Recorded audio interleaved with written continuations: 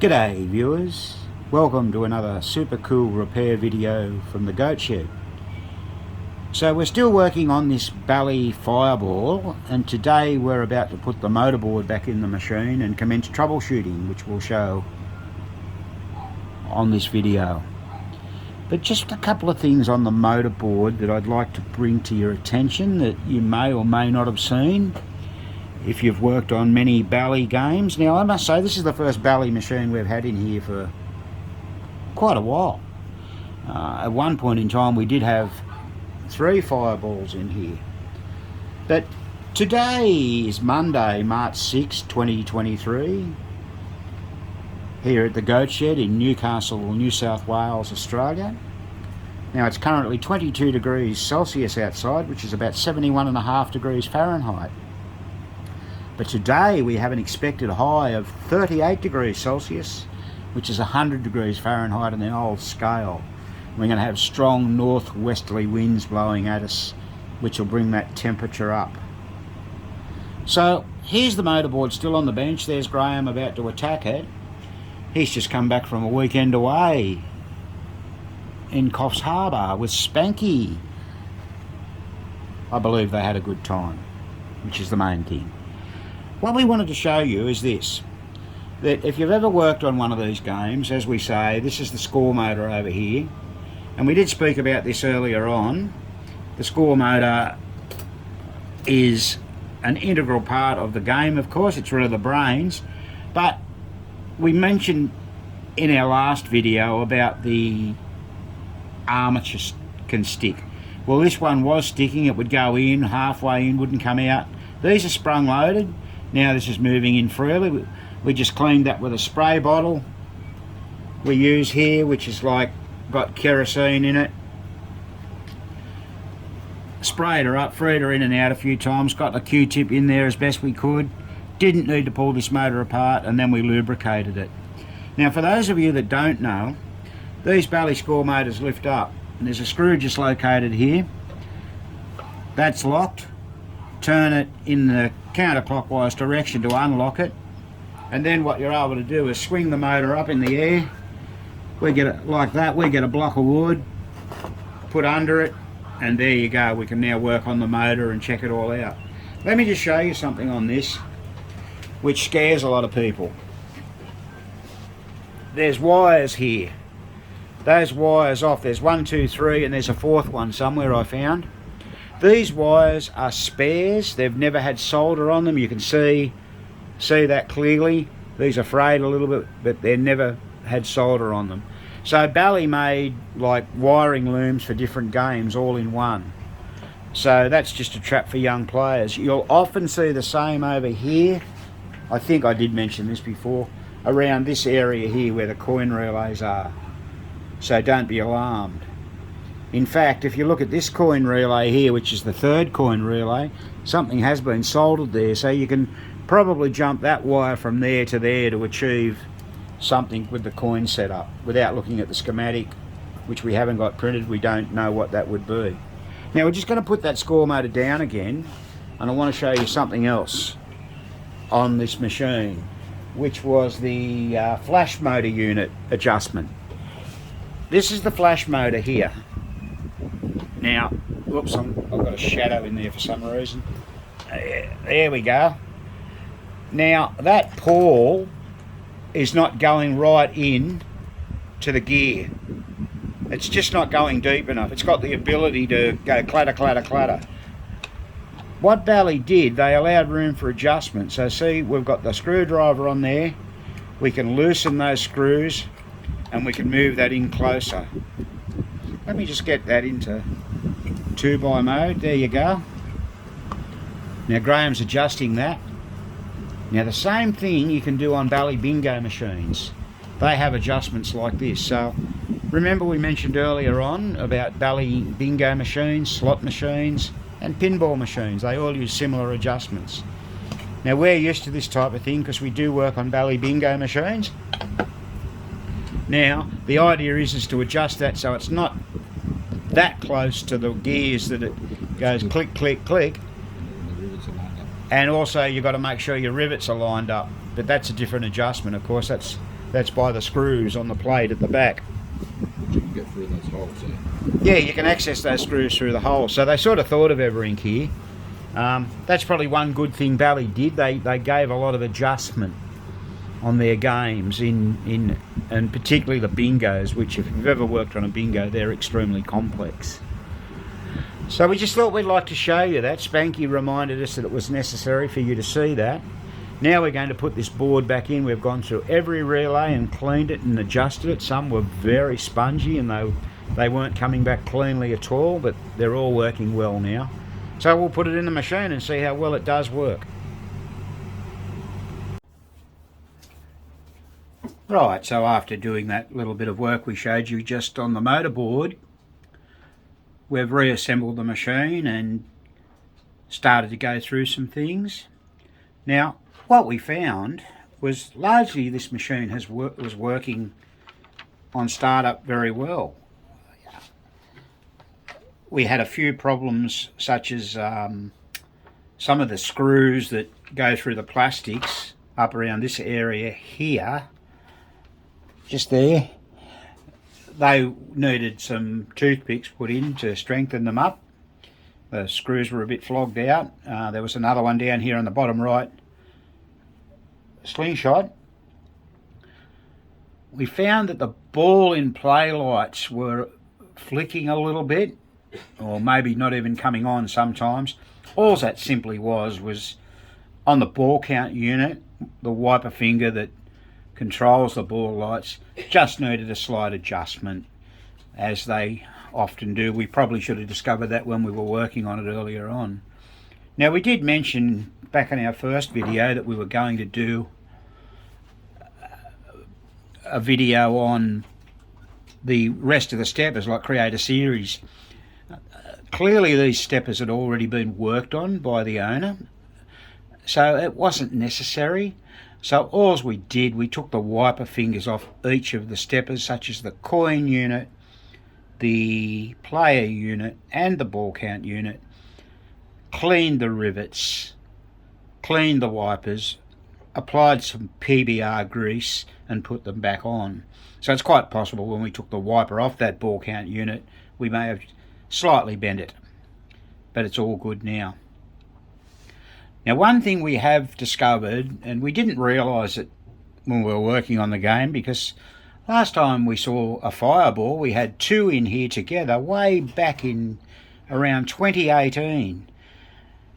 Now, I remember that quite distinctly because that's the first year I went over to the USA, and it wasn't long before that we had it in, so, or both of them in from the one owner. So we didn't realise that the motor that's been fitted to the spinning disc, which is this of course, was incorrect. Someone has removed the other motor, which is very similar to a score motor that goes in a Gottlieb machine. It's geared, and they've just put a 50 volt motor in there, direct drive. In other words, spindle on the motor, straight through the shaft and onto the disc. That's not the way they're supposed to be at all. They're supposed to be set up with gearing to make them run at a certain speed, certain RPM, and that's not the case. Now, this motor, as it gets up in speed, it is fairly noisy.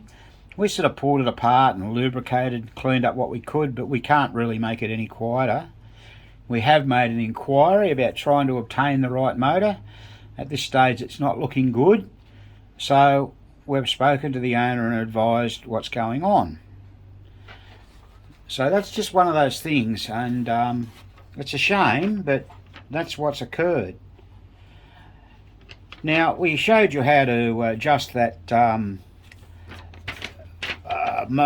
flash motor unit there earlier on the motorboard.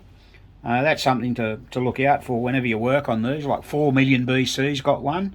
Now, I think that same type of motor was used by Chicago Coin in one or two of their games. They've got it could be called Gunsmoke. Look, I'm not sure. I have seen a video on that where it has that type of motor in it. Now, what we've got to do now is we've started the game, or we will start the game again in a moment. But what we also found, that there was a couple of lamp sockets that were a bit bad with the grounding. In other words, the lamp was shaking around in the sockets. So we just got a pair of pliers and crimped together to give it a better ground, and that fixed that problem rather than replace the lamp sockets. Now another thing we found, you've got a button here that turns on the kicker, and you've got a kicker here, one on the left and one on the right that are off kicker. The kicker would turn on, but we noticed as you played a game, the kicker light wouldn't go out, even though you rolled over here. So we had a look and we found the switches on the off kicker were a little bit misadjusted, like they weren't having enough upward pressure. So those switches are normally closed. When you roll over it, it opens it and releases the relay. Now, this wasn't occurring, so we adjusted it, and then the left kicker would work, but the right kicker, even though the right off kicker switch wouldn't work, even though it wasn't. It was adjusted correctly. So we ended up looking at the kicker relay, which is the last relay on the back of the motorboard, right up the back there. And you won't believe what we found. A screw had fallen in between two blades. I should have taken a photo so I could show you, but we've had the builder in here, as you know, and he was making a bit of noise at that time, so I couldn't really speak easily and be heard easily. So we wanted to take it out and move on with the repair, just to speed up the process. So that's fairly interesting.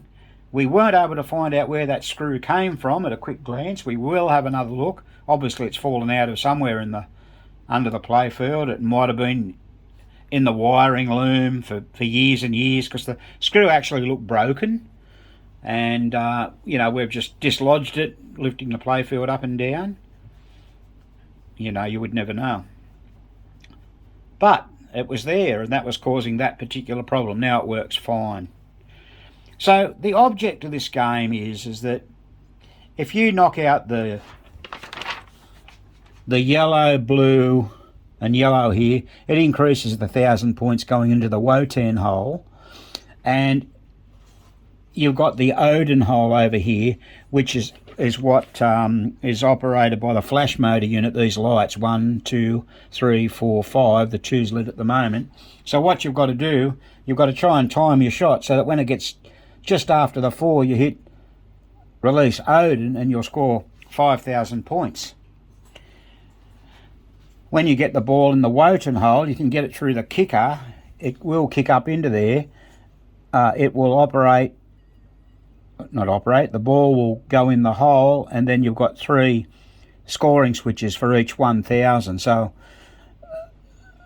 if you've only got the middle light on, only the middle switch will score. And there is a ball return gate here as well. So Odin release and Wotan release. And this one up here is an interesting one. It's called Release Fire Gods. So there's 2 switches in there. You can score 1,000 points or 2,000 points, and if it hits that red switch up there, it'll release the fire guide. So if you've got a ball or trapped in, if you've got 2 balls, you'll end up, the gate will open and it'll drop 1 ball back into play, and you've got multi-ball will happen. So closed flippers is that one here, and open flippers. And open flippers. And when this kicks around crazily, the ball can go anywhere. You've got your skill shot right at the top there. So here, down there, and you'll score 3,000 points. And the middle switch there's 3 switches there, will light the 2 yellow bumpers. So all in all, it's an interesting game. I think it's a popular game. Personally, yeah, okay, I'm not a big fan, but there you go, to each their own. Now, the only other thing that we found whilst having a look at the game was that the replay unit didn't have a cut-off peg on it. So in other words, once you got to maximum credits, which is 25 games, so in other words, if it got up to 25, it wouldn't cut out and it would keep trying to add credits, and eventually the torsion spring would get strained. So what we've done, this screw here is out of a relay on a bally. There it is, with a locking nut on it and a bit of heat shrink over it. We're going to fit that as the cut-off switch. Bit of ingenuity there. Now, you can do the same on Gottlieb machines. They often aren't there for some reason. I guess they fall out. And as everyone knows, most of the modern Gottliebs after the early or the late 60s only went to 15 credits. So that's the same style of thing. So we'll put this screw in now. I'll actually show it to you in a moment. I can't start the game just yet, but when I do, you will hear that motor. It's quite noisy because the centrifugal force, when it gets up to speed, the way they've got it, the shaft of the motor, remember I said it's direct drive, the shaft of the motor is going into the bearing of the plate. So there's a bearing embedded in a plate, but there's a little bit of play in it, or not a little bit, there's a reasonable amount of play in it. And could you hear that knocker going off then? So that play is contributing, and the fact that it's not a geared motor is contributing to all this noise. As I said, there's very little we can do about it, but we're trying. Now let me show you what we've done here too before we turn the game on. So you can see that screw we just made up, that's it there. But we've just got to alter it a little bit. It's not clearing the spring, we need it to go past the spring. So we just got to take that out and fix that up, and then we'll have a cut off. Listen to the knocker. Great knockers, so to speak. So let's turn the game on. Now, as I said, you are going to hear it noisy. It starts off reasonably quiet, but we'll just do a reset. It served the ball. That motor's now winding up to speed. There it is.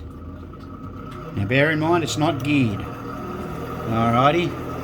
Hey, look at that cool reflection off the fireball sign flashing up there on the spinning disc. So what we'll do, I've got to hang on to my camera here. I'm going to go for a shot.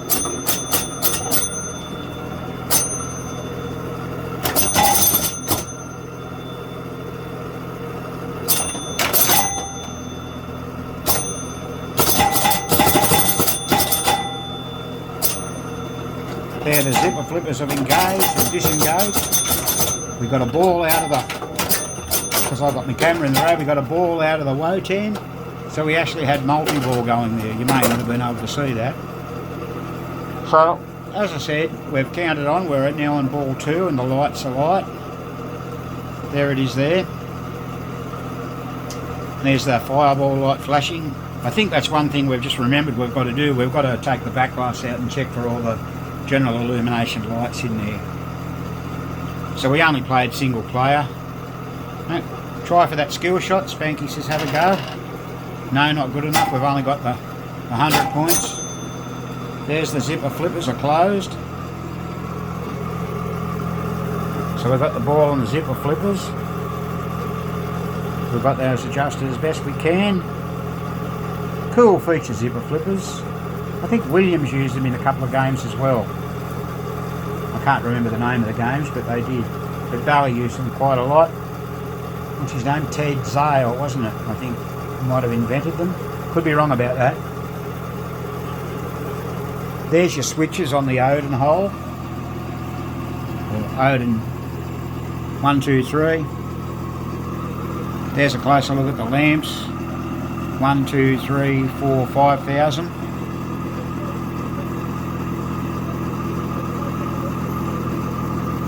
And the yellow pop bumpers are not alight because we hadn't rolled over the middle switch. Just here. Okay, so we're going to test this a bit more, I guess, and see what we can see, won't we, Spanky? We're just on ball 2. I've got it there in the zipper flippers. I managed to open the zipper flippers. Oh, it went down the kicker hole, it wasn't on. So that's the only way you can turn the kicker on, by hitting that button there. And as I said, we had trouble with kicker on off before.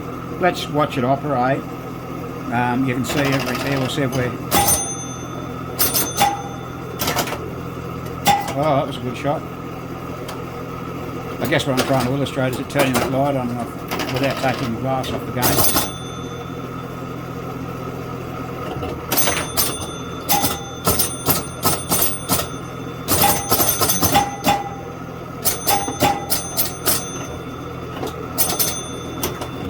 There, the kicker's on now. Now it's gone out, so that wasn't functioning before.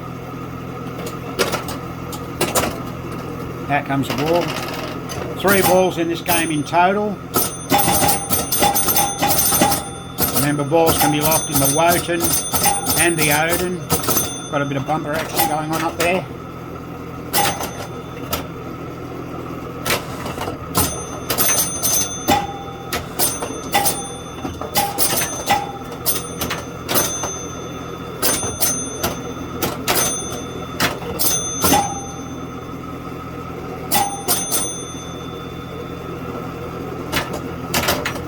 Oh, we lost that ball. 0 match, and we're on 20, so that's no good to us. There's the match light up the top there, right up the top, just above the eye. Okay, well, as Graham and I often say, we've done all we can. So we hope you enjoyed this video. Even with all the noise, you'll notice the noise has stopped now, because when the game overs it turns the motor off. It's still spinning, have a look. It gets a bit of speed up. But if that motor was geared like it's supposed to be, that would not be spinning at the rate it is, because it's spinning, in our opinion, a little bit too fast.